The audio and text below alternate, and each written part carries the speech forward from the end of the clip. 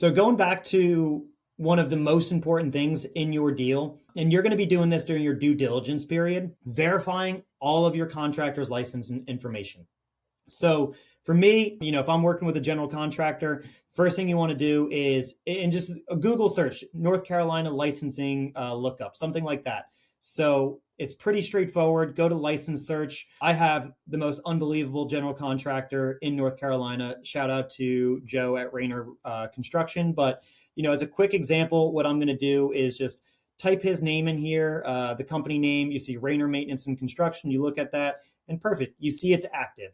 So now we know we at least have an active license for our general contractor.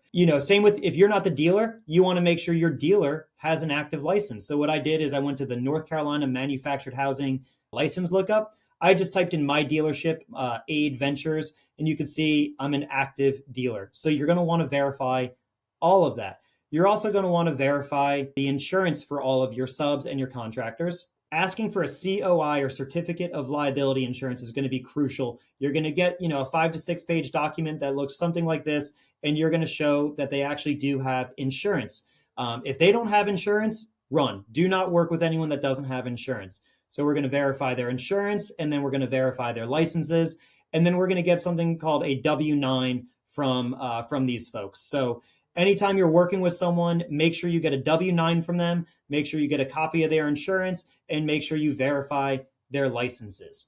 Something else that I do that I strongly recommend that you do if you're working with a general contractor is have that general contractor sign what's called a performance contract. So that performance contract is going to lay out all of the roles and responsibilities of you and your general contractor.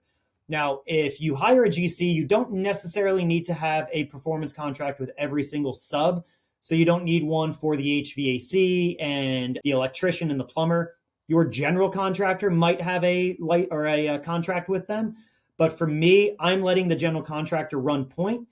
I'm going to make sure I have a contract with him. And in that contract, in that performance contract, it's going to spell out that they're responsible for verifying COI and license info for anyone else that they hire. So in this instance, I verify the license and the COI for my GC. I sign a performance contract with him, and then they verify the license and insurance info of everyone else that they hire. They're responsible for payments. They're responsible for permits, for inspections, for everything. And that's all spelled out in this performance contract. Don't cheap out on this.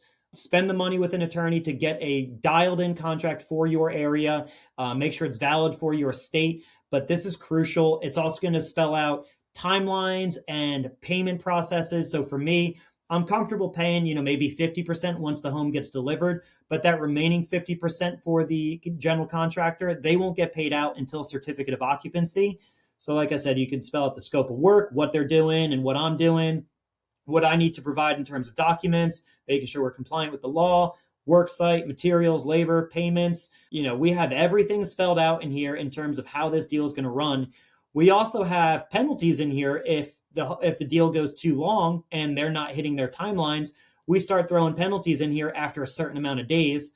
Now, obviously, you want to make this reasonable and attainable for the general contractor. No one wants to be put under a timeline that's not achievable.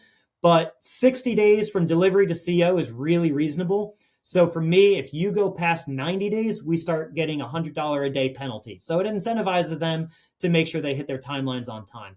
But performance contracts, license verification, copy of insurance, that's all going to be really important to make sure that you do up front.